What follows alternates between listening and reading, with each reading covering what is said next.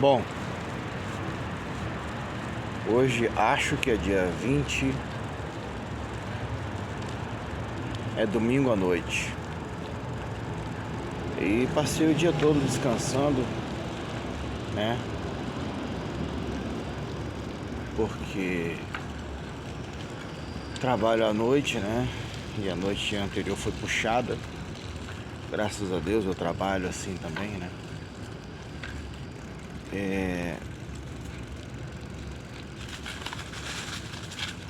Eu não queria gravar nada mais, nem tão cedo pro canal. Eu não queria mesmo.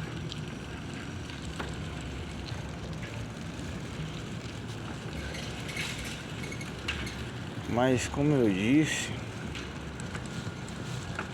hoje é domingo à noite. Aí vim aqui fora, né, do bairro, na padaria comprar pão pra a gente fazer um lanche lá em casa, né? Já comemos bem hoje, graças a Deus. Então antes de dormir, fazer um lanche. E aí, inevitavelmente, eu passo pela porta de algumas igrejas, que aqui no meu bairro tem bastante igreja. Bastante igreja. E por que eu tô gravando isso? Que é impossível, sabe? Deus, ele me força a falar sobre algumas coisas. Força a falar sobre algumas coisas. Bom,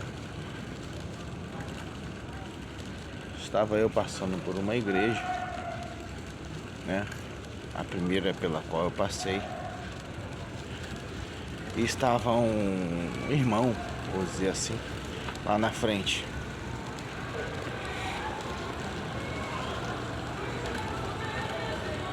Não estava gritando não, mas estava quase lá na frente. Onde está a segunda pessoa para Jesus? Onde está a segunda pessoa? Onde está a segunda pessoa? Oh! Ei! Aí, pelo que eu entendi, estava tocando aquela música. Nós arrumamos a casa, preparamos ela toda. Aí, interessante é que é típico desses momentos, né? E eu quero deixar bem claro aqui que eu, Luiz Henrique, não gosto do momento do apelo, tá? Porque Jesus, ele não é saco de tomate e nem banana que já passou do ponto para você ficar oferecendo ele a qualquer preço, de qualquer jeito, ou até mesmo implorando para o seu cliente comprar o seu Jesus que está precisando de um lar para ficar. A minha ideia de Jesus é totalmente diferente. E aí o interessante é que conforme esse irmão ia falando lá, aquele normal, né? Aquela empolgação do momento, né? Do apelo. Onde está a segunda pessoa para Jesus? Uou! Aí conforme ele ia falando, né? Os instrumentos vão tocando cada vez mais alto. E a música fica cada vez mais empolgante. Ei, onde está a segunda pessoa para Jesus? Oh, e porque Deus não sei o que, não sei o que. E hoje é o momento. E agora? E se você não fizer hoje, e poderá amanhã não tem mais tempo. E não sei o que. Bom, esse é um dos pontos. E conforme ele ia se empolgando na fala,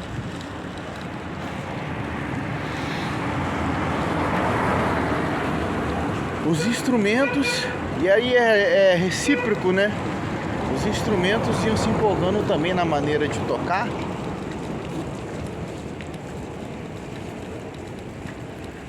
E aí fica aquela coisa que a gente já sabe, né?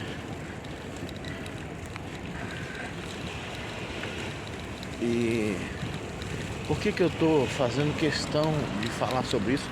E sinceramente, Quero dar um tempo de ficar gravando vídeos direto pro canal. Aí Deus me força a ver esse tipo de cena. E o ponto central do assunto é emocionalismo. O que está acontecendo? As pessoas estão sendo levadas a aceitar Jesus, que também já é um termo para mim ridículo, porque você não aceita Jesus. Vai, meu querido.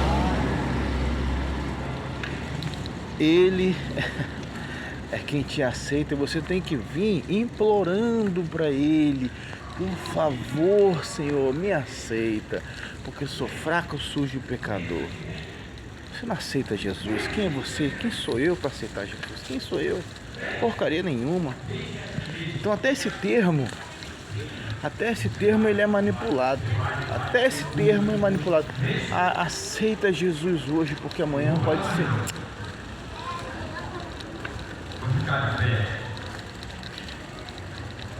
E aí é uma constatação. As pessoas estão sendo levadas a aceitar Jesus pela emoção. O que vai acontecer? Fraqueza. Não se sustenta.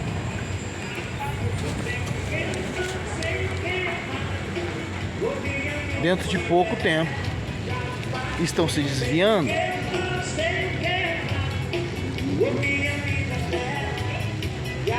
Aí, para você entender do que eu tô falando,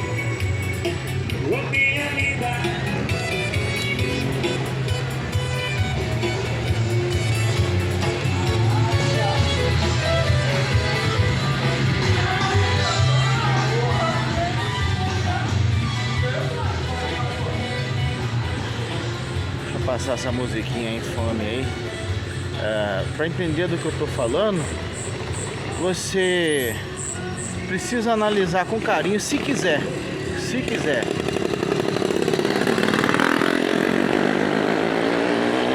a parábola do semeador, né? Aí você vê, para você entender quais os tipos de terreno, né, nos quais a palavra bate, e de acordo com o terreno, o seu resultado. Perceba, se você for analisar inteligentemente essa passagem, você vê que não simplesmente é a palavra, é o tipo de terreno no qual ela bate. Se você joga um grão de milho no asfalto quente, sem água, sem nada, sem que o terreno seja propício ou preparado para isso, ele vai crescer um pé de milho? Pois bem,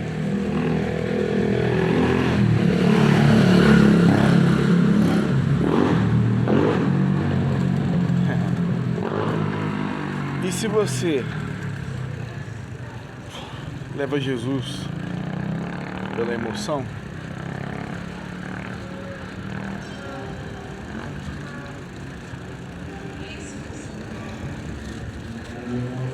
o que você acha que vai acontecer quando acabar a emoção? Quando aqueles que te fizeram se emocionar não puderem estar mais do seu lado?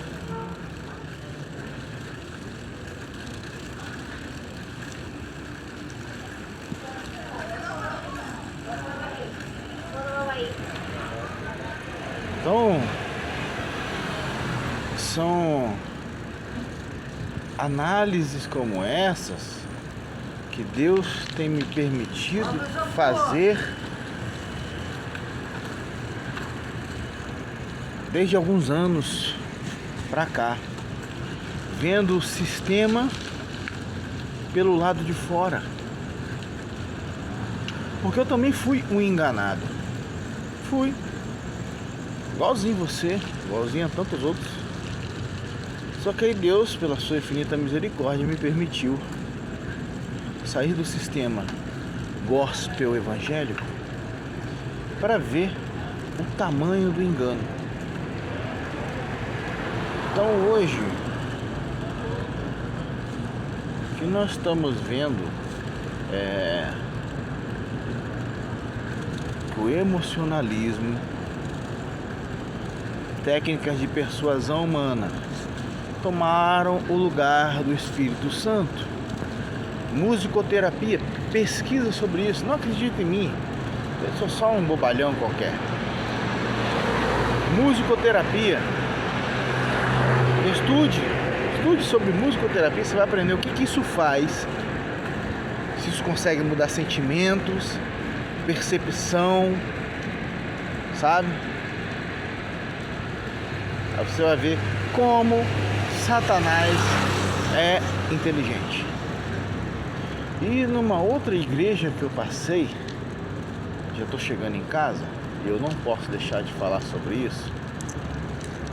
Assim, foi uma visão mais triste. Por quê? Por que mais triste? Ó, tô passando na porta de uma outra. Vai fazendo a obra, vai libertando, vai salvando nessa noite, para que esses jovens, Senhor, venham assim, ó Deus, permanecendo no seu caminho. Essa daí já lá no altar tem o nome Jesus e tem um neon azul em volta do nome. Não sei como é que são os cultos deles, mas sei que não precisa disso. Não precisa disso. O nome Jesus por si só já é poderoso. Não precisa enfeitar. Então, vamos lá. A visão da última igreja, né? Olha que interessante, a visão da última igreja. Que palavra é essa para o nosso tempo, né? A visão da última igreja. E por uma outra que eu passei, vou usar esse termo, a visão da última igreja. E olha só a sabedoria e o discernimento de Deus que o próprio Deus me deu agora. Era um irmão, vou chamar de irmão, sentado na parte de dentro da igreja, mas como se estivesse na portaria.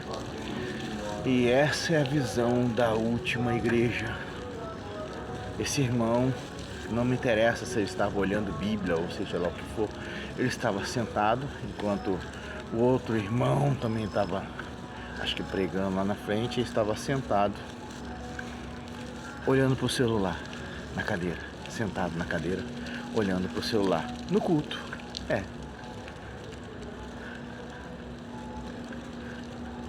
Esse é o cenário, irmãos. Esse é o cenário. Entendeu? Porque Deus me deu esse discernimento aí. A visão da última igreja.